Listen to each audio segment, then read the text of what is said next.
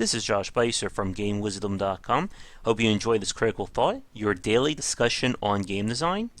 And be sure to like and subscribe to the channel, and you can pitch future critical thought topics.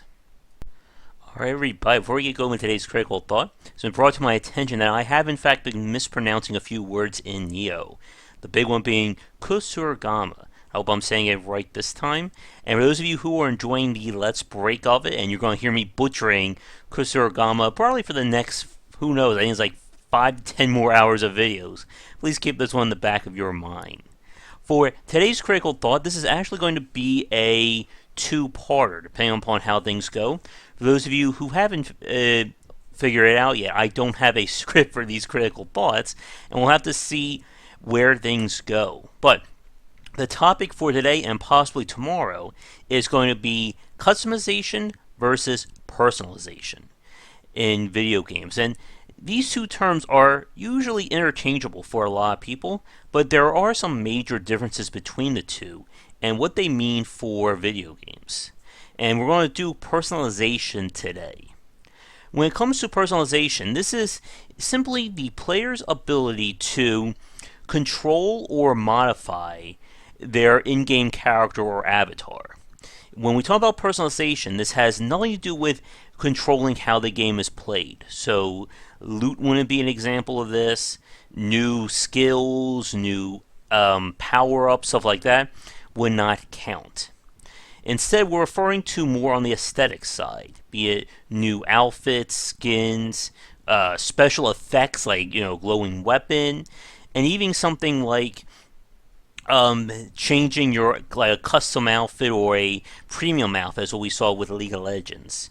And the act of personalization has certainly changed and grown over the years.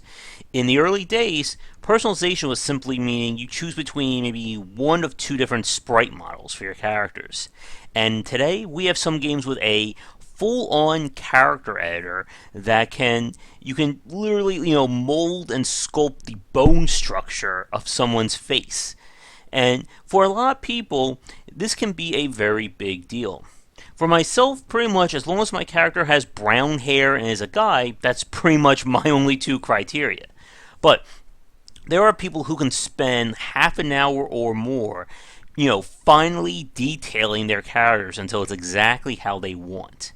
And this is a very big deal for the MMO genre.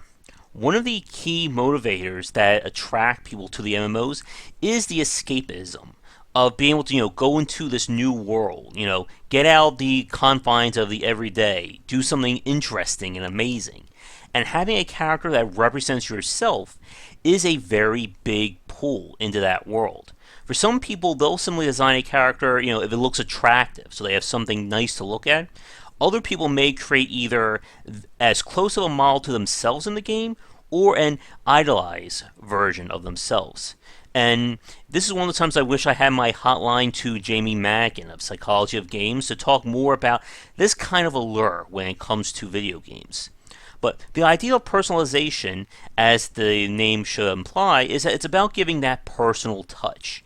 Yes, there are 50,000 warriors and wizards and archers and all that, but there's only one character who looks just like you, or looks like how you want them to look. And in any games built around giving the player that freedom to define themselves, personalization has been a major part of it. And usually we see this in games where the player is controlling themselves or an in-game version that they name and such. But if the game features set characters, usually it will just have like a set list of personalization or none whatsoever. And we'll be coming back to that in a few minutes. A very big example of how personalization can really impact a game would certainly be the tabletop market. And we talked about this on a Game Wisdom Live a few weeks ago. But something like the miniatures, such as from Games Workshop, and all the expenses that go into that. I mean, they have their own custom paints, they have unique paintbrushes you can buy from their site, the whole 9 yards. And this is a really good point about how personalization can help to elevate a title. Yes, I may have a Space Marine army, and you may have a Space Marine army, But I am very certain that my paint job will be entirely different from your paint job. And that kind of way of leaving your mark on these characters is a huge way of becoming invested in the game. As a really good example of this, we can certainly turn to the XCOM series. The original XCOM simply just let you name your squaddies, after your family, friends, loved ones, or the people that you hate and would most likely to see get killed in a terror mission. And then with later XCOMs, this was evolved and grown dramatically, with XCOM 2 being a very big example of that. There we go. And in XCOM 2, it had a full-on character editor that you can create whoever you want for your characters. Some people may just hit randomize and go with that. Others may try to design completely unique characters, come up with original backgrounds, and so on. And Firaxis knew that this was a big deal from XCOM EU and EW. And when they added in the DLC, they also added in the ability to, or more personalization options on this front. Now, we spent the last 6 minutes talking about the pros of personalization, but there are some things you need to keep track of. And one second, I just have to adjust my camera here, because I'm pretty sure I'm off-center, and hopefully that did it. Or not, let me know in the comments. But when it comes to personalization, some people view it as an all-or-nothing affair. Either you're going to give me complete and utter personalization options, or if you don't do that, then it could anger and offend some people. And we have seen some cases of this over the last few years. Last year there was, I think, the Nintendo game that came out that it annoyed people by the fact that even though you could personalize your characters, see, I do it too, even though you could do that, you couldn't, it wasn't allowed for same-sex marriages. And this annoyed the LGBT community, who fired back at Nintendo. And this is kind of the challenges of this kind of personalization, by the fact that even no matter what you do, there will always be people who will want more. Once you start adding in the option to change how a person looks, people will then say, well, why don't you give us male and female options? Well, let's do that. Oh, but now that's done, why are there only 2 body types? Why can't there be more? You've done that. Okay, now what about relationships? Why can't, we have gay and straight relationships in your game? And it goes on and on and on. And for some developers, this may be more work than what they're wanting to put into it. Because at the end of the day, personalization is a secondary feature. No matter how much people grow to love this and enjoy these options, it's still secondary to actually playing the game. And that is a really big deal, because as we've seen in the past with games like Spore and possibly Might and Magic Showdown at this point, that a powerful character editor does not replace gameplay. And if your game isn't up to par, it doesn't matter how brilliant your editor is. And for those of you watching this, what do you think about these kinds of personalization options? Do you think they should be a de facto inclusion in games? And how far do you think someone should be able to take things?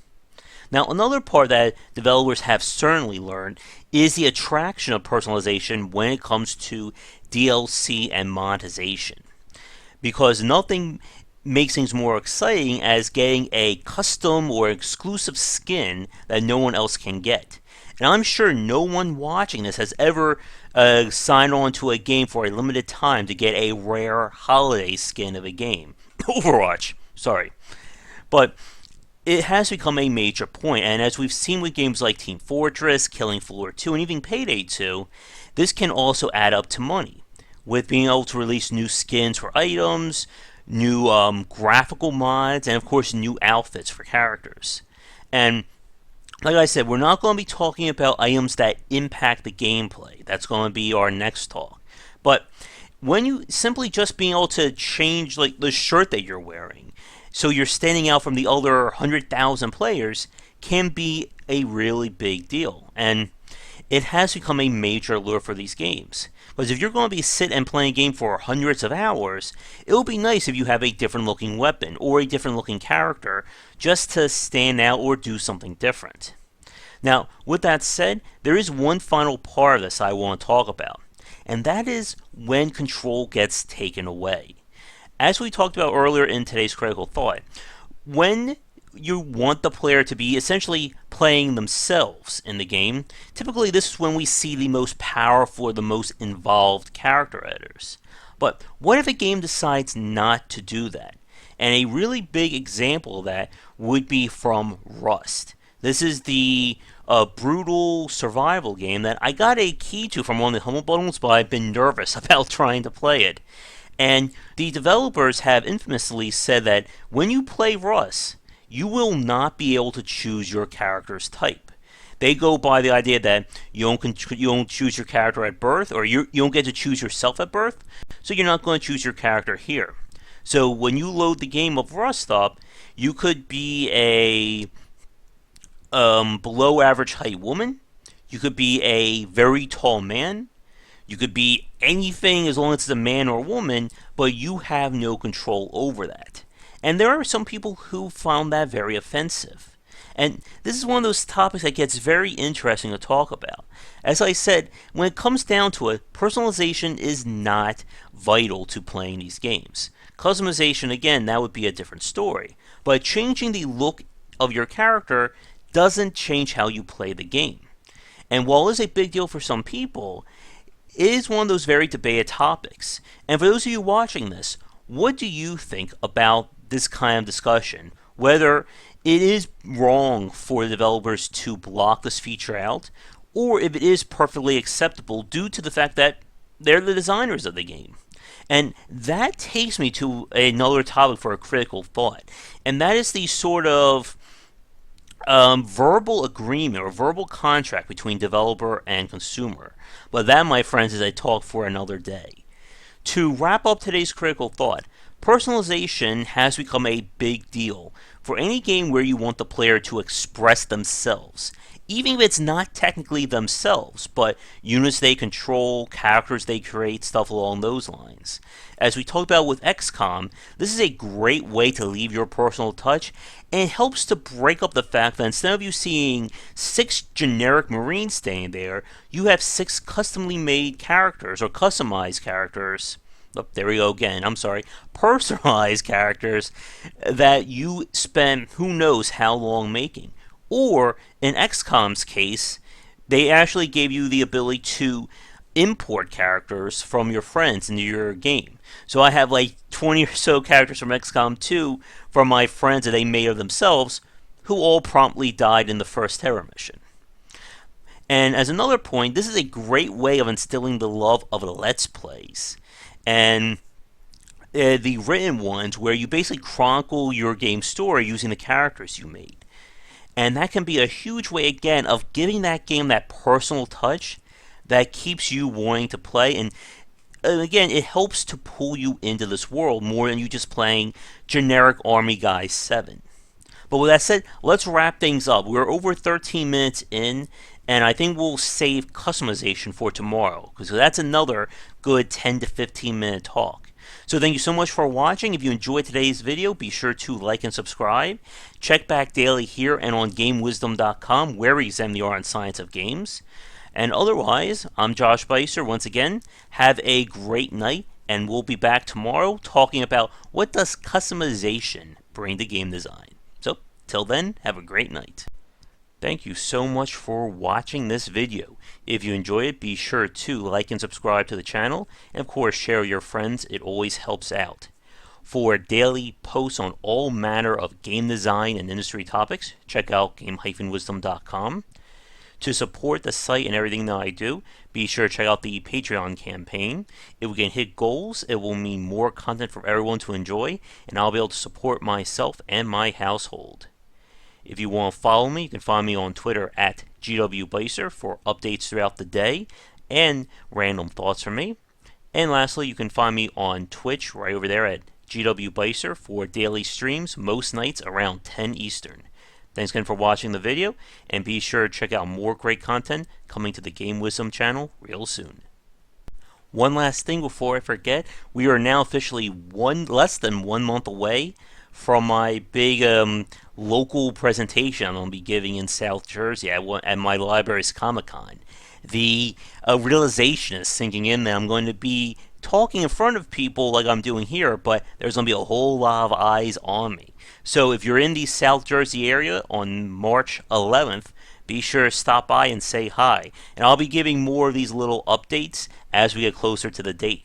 And it's going to be time to see if all these videos I've been doing has helped my public speaking, or if I'm going to get up on stage and completely lose it. But that's it. Just want to make this quick little update, and I'll talk to you next time.